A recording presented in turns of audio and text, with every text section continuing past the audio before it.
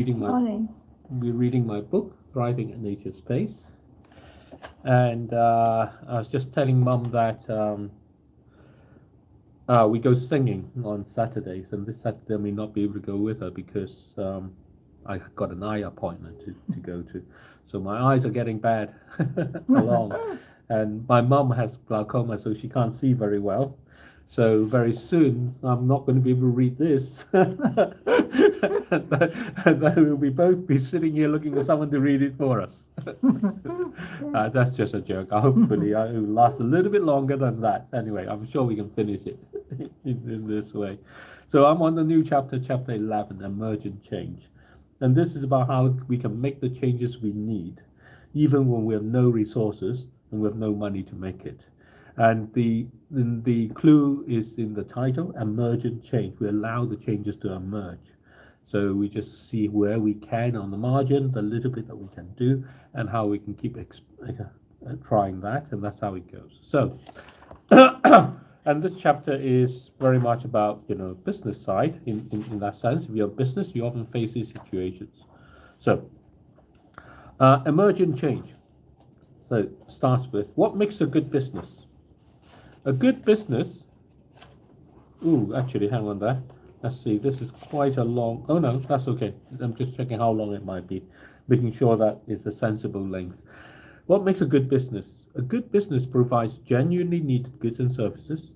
However, climate change is going to create headwinds for businesses and prevent them from doing that. Even good businesses are going to have to adjust or fail. But adjustments will be difficult as climate change will make resources scarce and money even scarcer. Without resources and money, adjusting will need to be subtractive, emergent, and imaginative. Received wisdom treats businesses like a command economy. There is a leader. This is the CEO. And then there is the employees. The CEO has a vision and a plan. There are roadmaps and milestones. In this picture of a business, the business has to create the environment it needs to succeed. The problem with this picture in the time of climate change is that climate change will dominate the business environment. And no matter how much a company may spend on its marketing and strategic alliances, it will not be able to deflect the climate change-induced disruptions. It works a bit like this. Western Australia, for example, has the world's largest iron ore reserves. The area accounts for nearly 40% of the world's production. The extracted minerals are exported through the ports located on the Western Australian coast to the rest of the world. The Headland Port, for example, is the world's largest bulk export port, shipping over $170 billion of commodities a year. Ports are now experiencing delays due to more severe cyclones. In the month of January 2025 alone, Headland and other nearby ports were closed for multiple days. Some have been damaged by successive cyclones occurring in close succession, which have prevented repairs from being carried out. Iron is a basic industrial material that is used in construction. It is needed to build wind turbines to create renewable energy. The ports also ship lithium and salt, among other things. Lithium is used to make batteries for smartphones, laptops, as well as electric vehicles. Salt is used in glassmaking, detergents, and textiles. These are fundamental materials that make it possible to manufacture and deliver today's genuinely needed goods and services. When the CEO of a nursing company sets out a strategic vision, she is rarely thinking about the increasingly intense cyclones that are creating damage at the ports at Western Australia and preventing them from being repaired. However, the consequence of these cyclones will impact her business plans in ways she did not expect. As an example, the cost of repairs to the railings that need iron will end up going up. This will make it more difficult for a business to adjust. This exposes the weakness of the command approach to business in the time of climate change. Even as companies are fully engaged with the climate risk assessments, they are still under a command structure that dictates what they can do. This cannot cover all eventualities. If they are to be robust to unexpected disruptions, they need an emergent approach. That is, the responses have to emerge from the paths of the businesses themselves without having to be instructed. Take the human body as an example of this. When someone trips, they catch themselves and automatically turns the fall into a stumble. This happens because muscles have preflexes. Preflexes ready the movement before the brain even sends the signal. Preflexes are much faster than reflexes. Reflexes of delays. They are like the command economy. They send the signal what has happened to the brain and wait for instructions to react.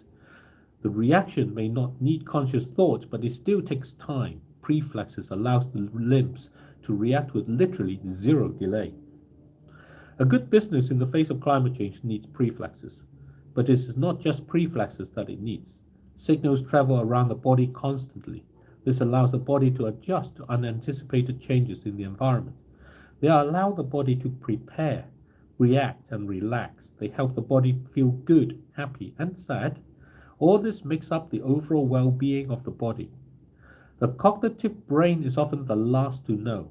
However, well-being is complete only if there is a sense of purpose. That is, all these parts which function to help the body adjust and deal with whatever may come, function better if there's something they are functioning for. This is where having a value proposition is meaningful. A business is a collection of people interacting with each other. It does this under the constraint of its environment. It functions best when people are instinctively able to adjust to change in the environment. It also does this best when the signals and responses for change come from the people themselves. They are the ones closest to the situations, they know most about what is happening, and most of all, they all know what may be needed best. However, for the business to be a good business, it needs a purpose. The purpose is to deliver the business's value proposition. This is where the leadership comes in. Leadership helps people working in the business understand the business's value proposition. So we're going to stop here. And so basically the idea of a leadership actually is a bit like Christ, because what Christ does is it tells us that our purpose is to glorify God, is to be here for God. And then we go on and do our thing to do that. So actually it's a bit like that, I just realized. And it's not to like currently, it's not like I have to lead by doing this or doing that, and I have to create this or create that. It's a very different thing. And then of course the leader has to live his own life, which is where Christ lives his own life, even with the crucifixion and resurrection. So there we are. So thriving at nature's pace, a new approach to climate change that talks about it in the perspective of how we can prepare genuinely and how it taps into our lives, into every area of it. So please recommend it. Mum, what do you think? So I should go, and thank you very much for joining. Bye-bye. Bye-bye.